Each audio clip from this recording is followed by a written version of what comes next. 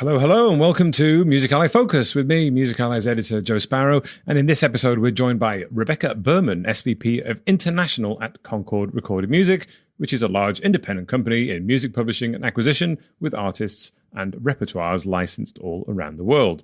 We talked to Rebecca with her international perspective on how she and Concord views the potential in rapidly exploding markets like Sub-Saharan Africa and Latin America.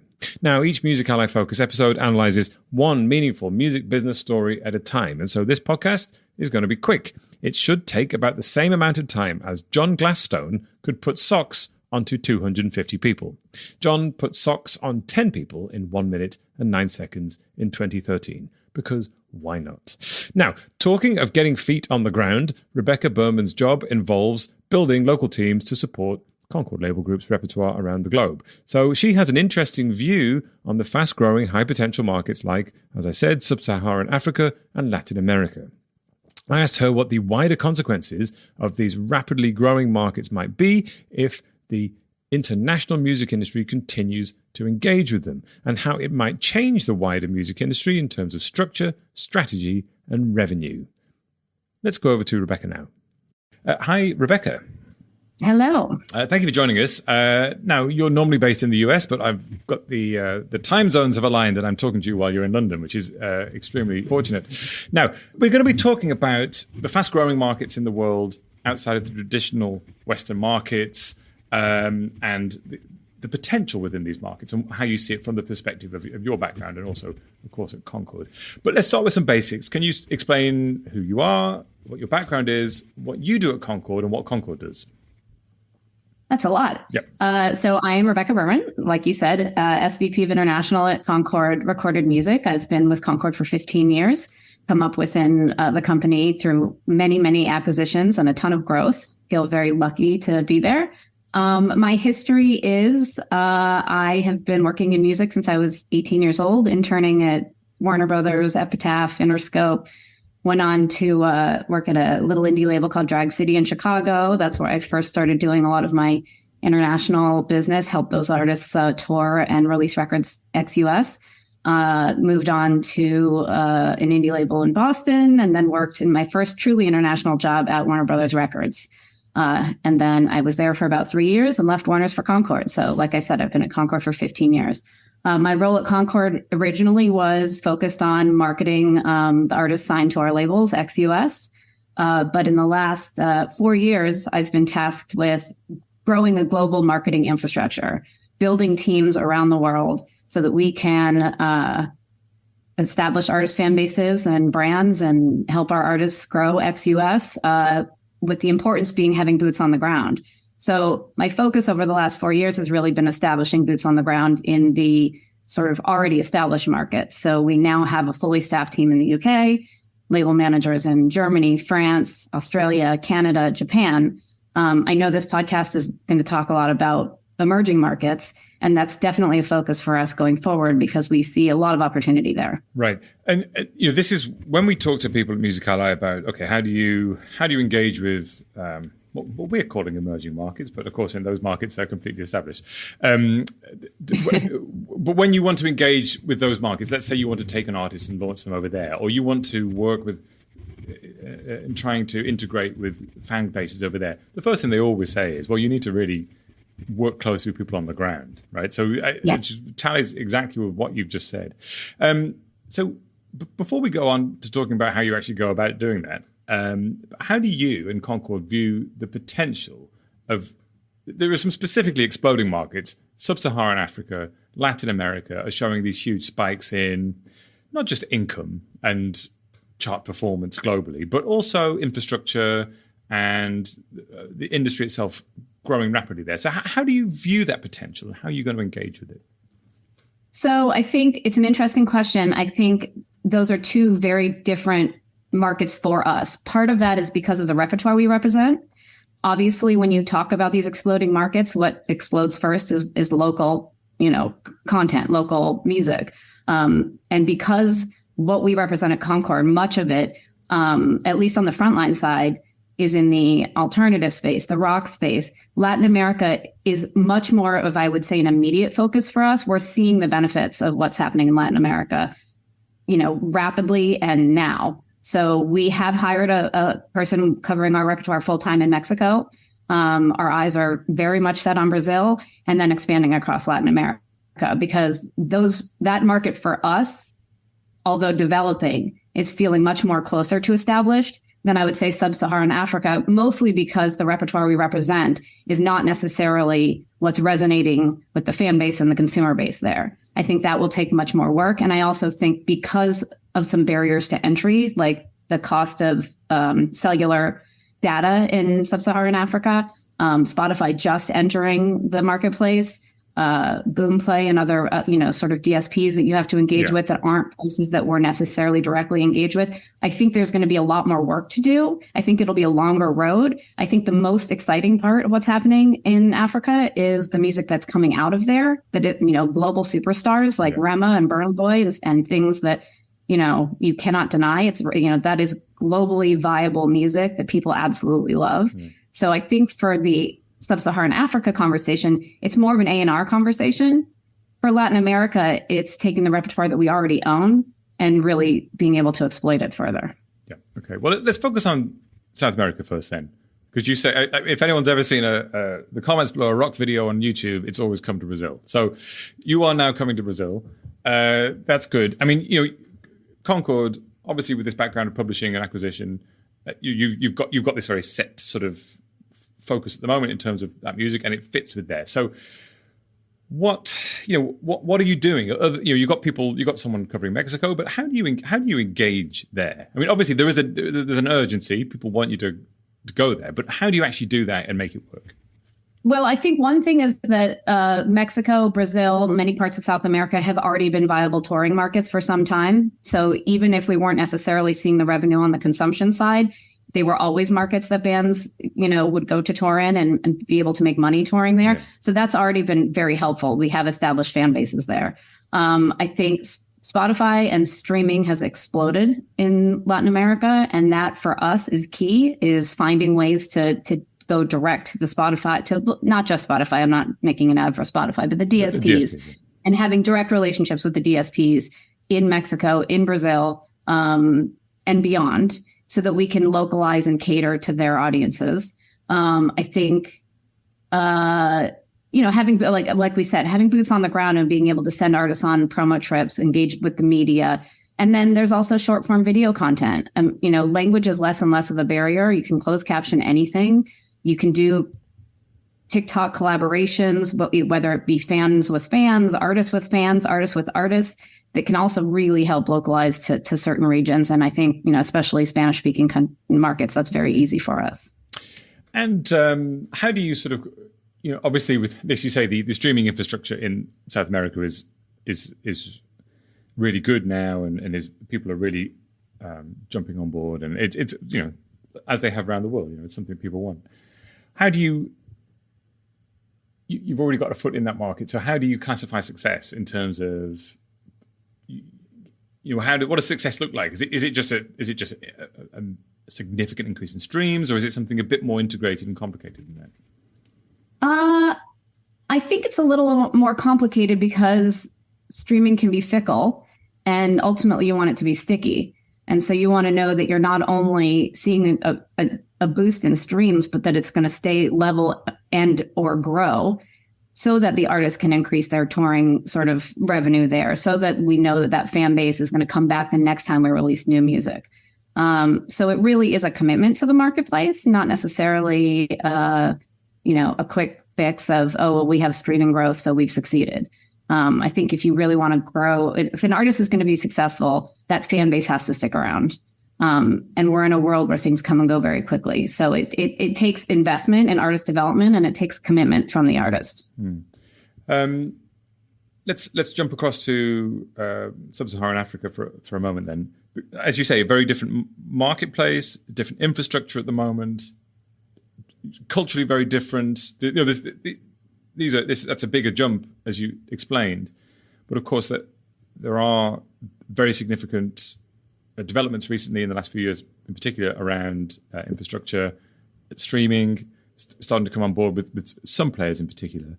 But as you said, at the moment, it's really the success story is great African artists being emerging from sub-Saharan Africa, West Africa in particular, and then being channeled to the world and the world loving it. So obviously from your perspective, perhaps, I guess there's an element of sort of waiting for infrastructure to develop a little bit more before you can sort of build the interactions that you're talking about with South America. But what about that sort of, that let's call it a cultural jump, where you're taking music, which is popular around the world, and you're introducing it to a market where there is a huge love for music, passion for consumption, but it's introduction then. Is that something you have to plan a long way in advance? Just to clarify, you're speaking of introducing sort of the repertoire that we represent Correct. into the African market. Yeah. So, I mean, I think it's a little bit hard to see because, firstly, those are not markets that a lot of our bands tour in. So there's not a history of really knowing which bands are resonating because we have not, other than South Africa, have not had a lot of touring on the continent. So, it is, we've had bands like Seether who are South African. We've signed an artist named Sampa the Great, who's from Zambia. She has done incredibly well, maybe the most successful artist to come out of Zambia. Yeah. And so my experience is very much building her career on the continent.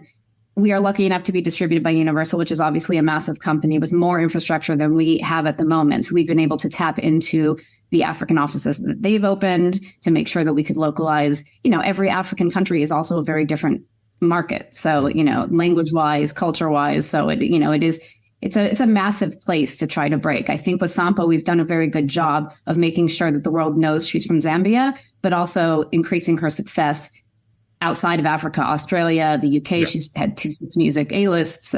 She was on, she did a massive television appearance in the US with Angelique Kidjo.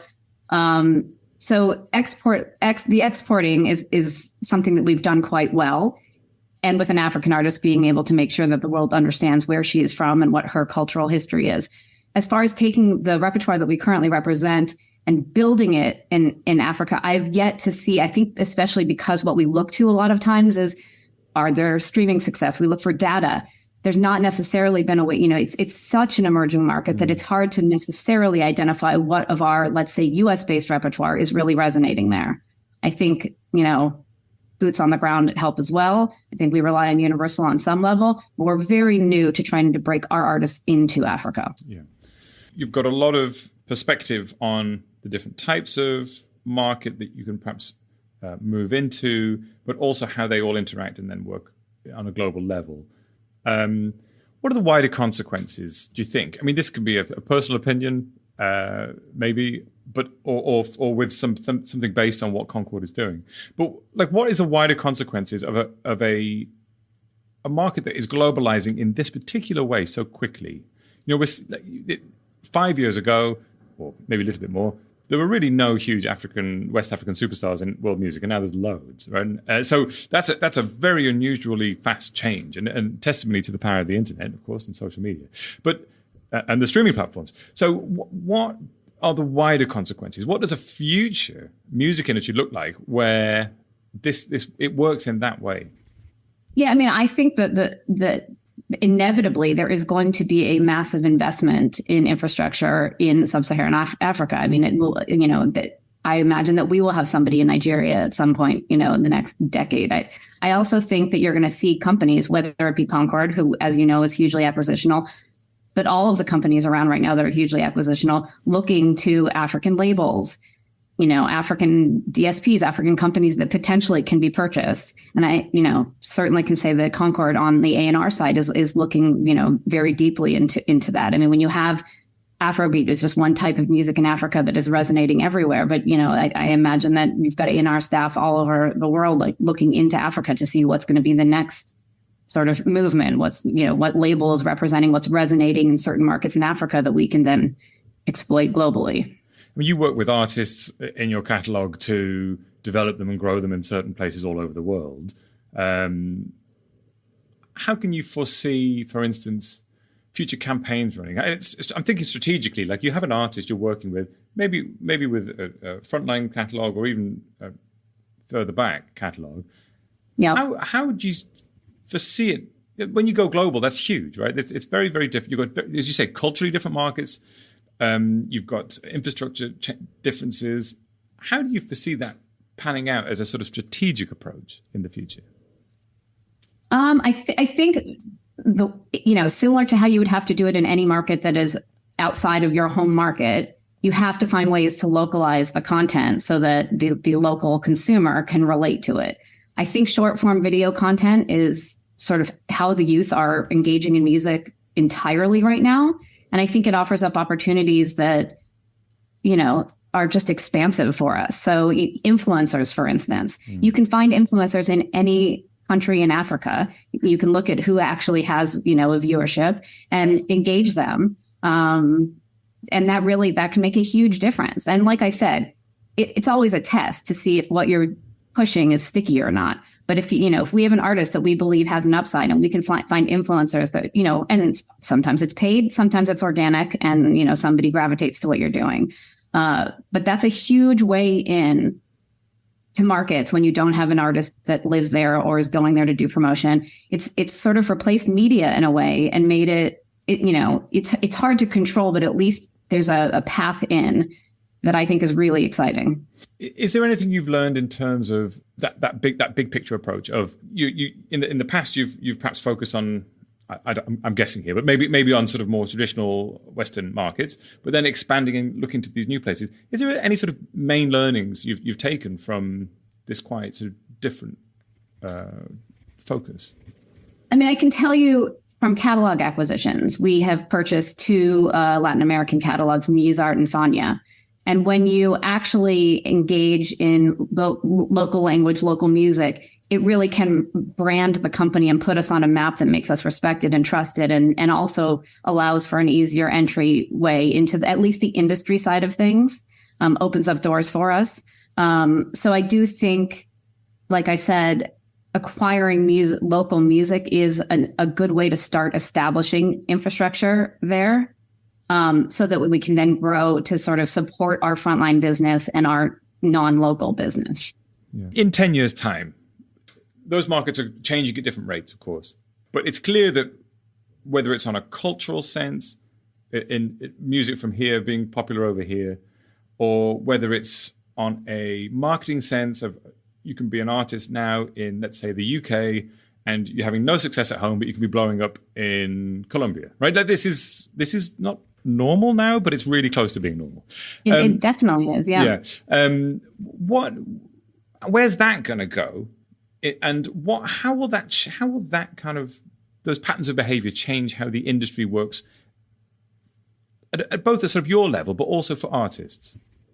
Well, I think for artists, there may be opportunities in places that you never imagined, success, especially for independent artists or developing artists that we work with. We may find success for them in markets that are not as crowded and hard to break as the UK. You exactly what you said. We could find that an artist of ours really resonates in Central America. What do they say when you tell them that? You say, hey, look, listen, we looked at the data. I know you want to go and tour the toilet venues in the UK for a month and come back with no money and, terrible hangovers. Lose a ton of money is probably Lose a ton of money.